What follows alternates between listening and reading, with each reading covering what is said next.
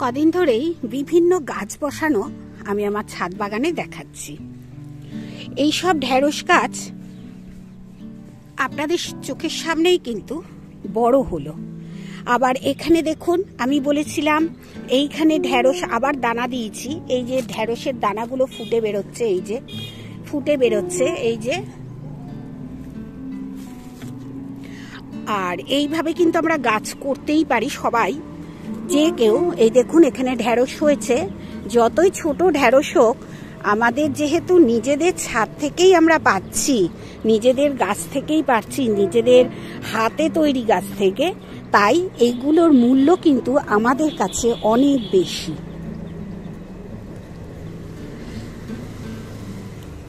এখানে দুখানা ঢেঁড়স পেয়েছি, এইখানে আরো হচ্ছে এরকম। এখন একটা দুটো করে পাচ্ছি, কিন্তু একটা সময় গিয়ে যখন এই গাছ, এখানের গাছ এবং এখানের গাছ, এই তিনটে ক্রেটের গাছ আমাকে একসঙ্গে প্রচুর ঢেঁড়স দেবে, তখন কিন্তু আমার এক একদিন যে ঢেঁড়সটা উঠবে, তাতেই কিন্তু আমার সংসারের ঢেঁড়সের যে চাহিদা, যে রান্নাটা করলে যতটা পরিমাণ ঢেঁড়স লাগবে, সেটা কিন্তু পূরণ হয়ে যাবে। আপনাদের আমি বলেছিলাম এখানে লাল ঢেঁড়সের গাছ বসিয়েছি। দেখুন এগুলো সব লাল ঢেঁড়সের গাছ। অনেকই গাছ উঠেছে, আবার অনেক গাছ ওঠেনি। এই যে দেখুন এগুলো সব লাল। কিছু লাল ঢেঁড়স এখানে উঠেছে আর কিছু ওঠেনি। যেখানে যেখানে দেখবো ফাঁকা, আবার নতুন অন্য বীজ বসিয়ে দেবো। আবার নিজের গাছেরও বীজ আছে। আজকে একটি জবা ফুটেছে, সেই জবাটা আপনাদের সঙ্গে শেয়ার করি। দেখুন এত সুন্দর হয় এই জবাটা যে কি বলবো। আর নিজের থেকে হওয়া একটি কুমড়ো গাছ আমি প্রায় শেয়ার করতাম। এটা ছিল আমার একটা লাউ গাছের বেড।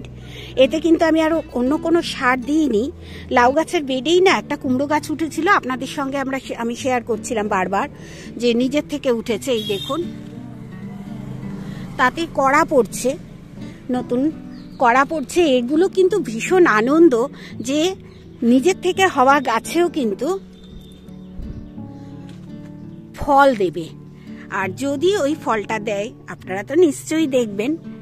চলুন এরপর দেখাবো আমার গাছগুলো। এটা হচ্ছে ঝিঙে গাছ। আজকে বলে দেবো, এক একটা না অনলাইন থেকে এনেছি, এটা অ্যাফোর্ডেবল থেকে আনা। আবার এইগুলো কিন্তু আমাদের লোকাল সিড, লোকাল যেসব বীজ ভান্ডার আছে সেখানকার সিড। এটা হচ্ছে শসা। এই একটা অনলাইন বললাম অ্যাফোর্ডেবল। আর সিড টু প্ল্যান্টের কিছু আছে, আর রয়েছে অর্গানিক নেট বাজারে কিছু। আমি কিন্তু বিজ্ঞাপন দিচ্ছি না। এই তিনটে জায়গা থেকে আমি বীজ সংগ্রহ করেছি এবার অনলাইনে। আর লোকাল বীজ তো আমার সঙ্গেই থাকে সব সময়। আজকেও একটু রোদ উঠেছে, আমি কিন্তু মাটি ফেলেছি। সব সময় মাটি ফেলতেই আমি ব্যস্ত হয়ে পড়ি, কারণ এরপর বর্ষাকাল আসলে এই মাটি কিন্তু তৈরি করা আর যাবে না। এই যে সব গ্রো ব্যাগ, এখানে এগুলো সব চারতলার ছাদের সব ছিল হচ্ছে ফুলকপির বেড। যে ফুলকপিগুলো হয়েছিল সেই ফুলকপির গ্রো ব্যাগ, অনেক গ্রো ব্যাগ এখানে মাটি ফেলা হয়েছে। এবার চলুন যে করলা গাছগুলো আমি বসালাম যে 2 ফুটের গ্রো ব্যাগে, সেই 2 ফুটের গ্রো ব্যাগের করলা গাছগুলো আপনাদের সঙ্গে শেয়ার করি। এই যে ভালো আছে, ঠিক আছে, কোনো অসুবিধা নেই। এত রোদের মাঝে আমায় ঢাকা দিতে হয়নি, কারণ এর গোড়াগুলো সব তৈরি হওয়া ছিল না ওই কোকোপিটের ভেতর। তাই এখানে তো আছে ঝিঙে। আর আজকে এই জায়গাগুলোই আমি লঙ্কা গাছ বসাবো। একটু দেখিয়ে দিই কোন লঙ্কা গাছগুলো বসাবো। দেখুন এই লঙ্কা গাছটা বসাবো, শাক গাছটা নয়, এই লঙ্কা গাছটা বসাবো। এইখানে 2খানা লঙ্কা গাছ বসাবো, এইখানে একটা আর এধারে একটা। ঠিক ওই রকম ওই বেডটাতেও দেব। এবার আর একটা কথা বলি আপনাদের, আমার দর্শক বন্ধুদের অনেকে জিজ্ঞেস করেন, আমি কিন্তু ভিডিওতে বলে দিয়েছি এই বেডগুলো ছিল আছে 2 foot by 1 foot by 1 foot. তাও আমাকে প্রশ্ন করা হয়েছে কত ইঞ্চির গ্রো ব্যাগ। আমার খুব খারাপ লাগে। আপনারা ভিডিওগুলো ওইভাবে দেখেন কেন? আমি তো বলে দিই। আমি কিন্তু জানি এই গ্রো ব্যাগগুলো আমি কিন্তু এক জায়গায় দেখে শিখেছি, এরকম একটা গ্রো ব্যাগ আছে, এবং এই গ্রো ব্যাগে কীভাবে গাছ করা যায় সেটা কিন্তু একটি বাগানে গিয়ে আমি শিখেছি, মানে ছাদ বাগানে গিয়ে শিখেছি, দেখেছি। সেই আমার ছোট বোনটার ছাদ বাগানে দেখেছি বলেই কিন্তু আমি এই গ্রো ব্যাগগুলো মানে আমার কাছে এসেছে, নিয়ে এসছি, এও অনলাইন থেকে। তাই আমি একটাই কথা আমার বন্ধুদের বলবো, সবুজ বন্ধুদের, আমি কিন্তু খুব সাধারণভাবে গাছ করি, ভিডিওগুলোও করি খুব সাধারণ, খুব নর্মাল। আপনারা যাতে গাছ করতে পারেন, একটু পুরোটা ভিডিওটা দেখবেন। প্রত্যেকটা যে প্রশ্নগুলো আপনারা মাঝে মাঝে আমাকে করেন, সেই প্রশ্নের উত্তরগুলো কিন্তু আমার ওখানেই দেওয়া থাকে।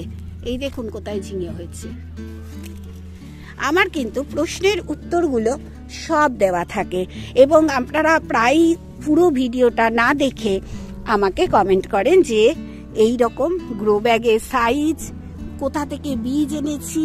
আমি কিন্তু আজকে যেমন বলে দিলাম যে বীজ আমি কোনখান থেকে এখন আনছি, তবে যতক্ষণ না আমার বীজ তো জার্মিনেট হয়েছে, এরপর যতক্ষণ না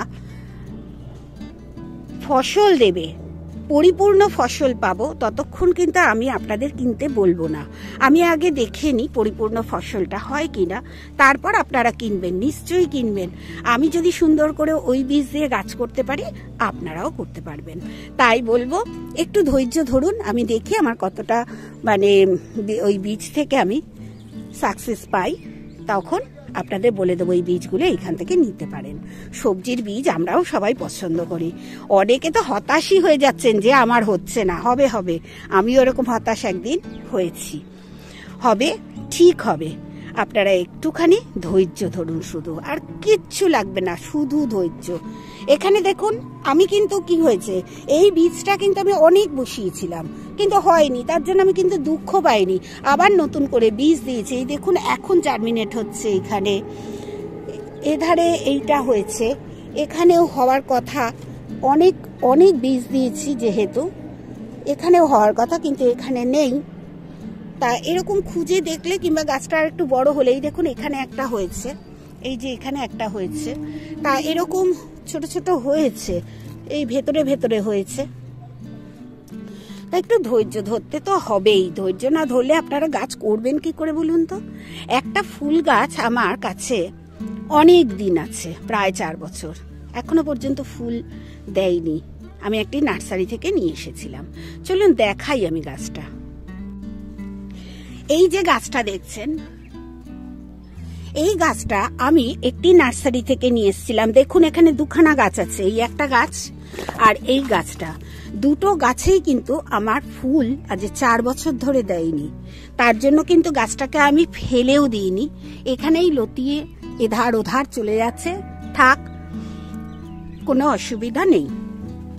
এবার আপনাদের সঙ্গে একটি জিনিস শেয়ার করব, যে কালকে মানে গতকালের ভিডিওতে আমি বলেছিলাম আমার গাছে একটা ফুল হয়েছে, সেই ফুলটা আপনাদের সঙ্গে শেয়ার করব। সেটা কিন্তু আমার হাতের কাছে আমি রাখিনি, একটু উঁচুতে রেখেছি।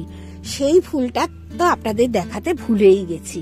চলুন আজকে একটু মনে পড়েছে যখন, আগে ওই ফুলটা আপনাদের দেখিয়ে আনি।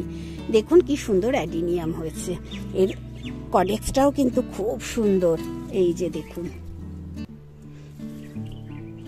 এটার কডেক্সটা আরো মোটা হলে তখনই কিন্তু এটার আমি প্রুনিং করব। এখনো প্রুনিং করিনি, এবছরও করিনি, রেখে দিয়েছি। আমি এইসব করি, নিজের মাথা থেকে যেটুকুনি বেরোয় সেই রকম ভাবেই কিন্তু আমি গাছ করি। আর এই যে বললাম ধৈর্য ধরা, 4 বছরের এই গাছ আমাকে কিন্তু একটাও ফুল দেখিনি। এই গাছের যে কি ফুল হবে সেটাও আমি জানি না। এই দেখুন, এই ফুলটার কথাই আমি কিন্তু বলেছি, কার্নিশে তুলে দিয়েছিলাম, এখন বৃষ্টি পড়ছে তাই স্টিক বেরিয়ে এরকম সুন্দর ফুল হয়েছে।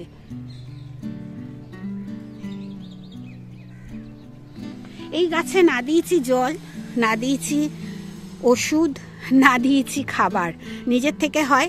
আবার এখানেই রেখে দেব, এরকম থাকবে, আবার পরের বছর ফুল হবে। এই 1 বছরের ফুলের জন্য একে আমি এখানে সরিয়ে রেখেছি। আপনাদের গতকাল বলেছিলাম এই ফুলটা দেখাবো, কিন্তু আমি দেখাতে ভুলে গেছিলাম। আমি যে আজকে মাটি তৈরি করছি, এইখান থেকে নিয়ে যাওয়া হয়েছে এই মাটির ব্যাগগুলো। সেই মাটির ব্যাগই কিন্তু আপনারা দেখলেন মাটি তৈরি হচ্ছে।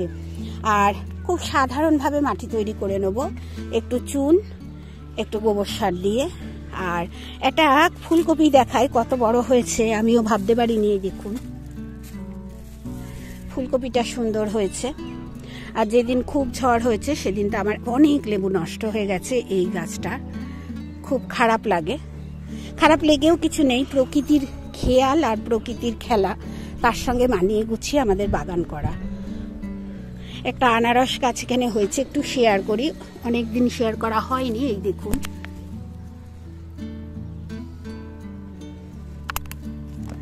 দেখেছেন কি সুন্দর আনারস হয়েছে। আর এইবার দোপাটি গাছগুলো নষ্ট হয়ে যাচ্ছে আস্তে আস্তে। এই দোপাটি গাছ কিন্তু আস্তে আস্তে ধীরে ধীরে নষ্ট হয়ে যাবে এবার।